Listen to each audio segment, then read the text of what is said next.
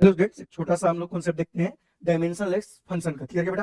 तो trigonometric function, logarithm function and exponential function जो होते हैं वो डायमेंशनलेस फंक्शन होते हैं। उन पूरे की वैल्यू भी डायमेंशनलेस होती है और जो उनके अंदर इनपुट होता है, ये जो एंगल है, यहाँ पर जो पावर है, यहाँ पर जो पावर है, ये भी डायमेंशनलेस होते हैं। तो इस पर बेट जेईई मेन ने 2022 में लगातार 3 सवाल पूछा। क्लियर बेटा? इसके अलावा एक छोटा सा कॉन्सेप्ट और है कि बच्चे क्या करते हैं कि देखो बेटा, एनर्जी का एक फॉर्मूला होता है।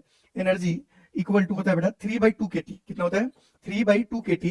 मतलब kT का डायमेंशन हमेशा एनर्जी के डायमेंशन के बराबर है। ये kT जो है बोल्ट्जमैन कांस्टेंट इनटू टेम्परेचर का डायमेंशन क्या होता है बेटा? एनर्जी के बराबर आता है ml²T-2।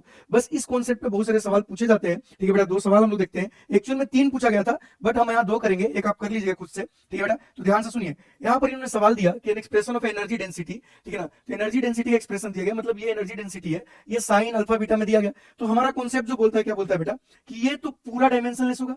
ठीक, और डायमेंशनलेस जो होता है उसको 1 लिख सकते हैं, और इसके अंदर जो होगा ये भी डायमेंशनलेस होगा।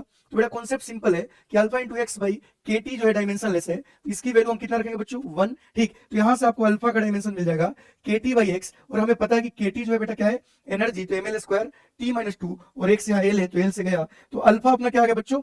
फोर्स आ गया। क्या आ गया? फोर्स आ गया। चूंकि अब ये पूरा क्वांटिटी भी क्या है बेटा? डायमेंशनलेस, तो अल्फा बाई बीटा का जो डायमेंशन होगा वो तुम्हारा म्यू के बराबर हो जाएगा, और म्यू अपने एनर्जी डेंसिटी है, मतलब एनर्जी बाई वॉल्यूम है, मतलब उसको एल क्यू से डिवाइड करेंगे तो हमें बेटा यहाँ बीटा का डायमेंशन जो है मिल जाएगा अल्फा बाई म्यू से। अल्फा अपने पास क्या है बेटा? फोर्स है, तो इसके जगह ml/T-2, और एनर्जी डेंसिटी की जगह ml-1T-2, ये और ये कैंसिल हो जाएगा बेटा, और यहाँ से आपका आंसर क्या आ जाएगा? L²। और L² किस ऑप्शन में?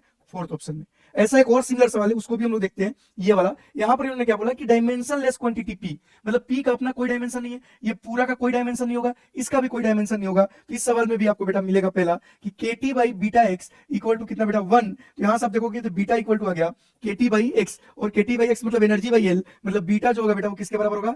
फोर्स के बराबर होगा। क्लियर है? और चूंकि ये P डायमेंशनलेस है तो अल्फा बाई बीटा का डायमेंशन कुछ नहीं होगा, ये 1 हो जाएगा, मतलब अल्फा और बीटा का डायमेंशन सेम होगा। मतलब आपसे जो पूछा हुआ है अल्फा का डायमेंशन पूछा है, मतलब अल्फा का भी आंसर बीटा के बराबर आएगा, और बीटा क्या है बेटा? फोर्स है, तो आपका ऑप्शन नंबर 3rd हो जाएगा आंसर। क्लियर है बेटा? तो ऐसे ही कॉन्सेप्ट आगे भी करते रहेंगे, अच्छे से चीजों को समझिए और इस टाइप के सवाल और भी सॉल्व कीजिए खुद से। धन्यवाद।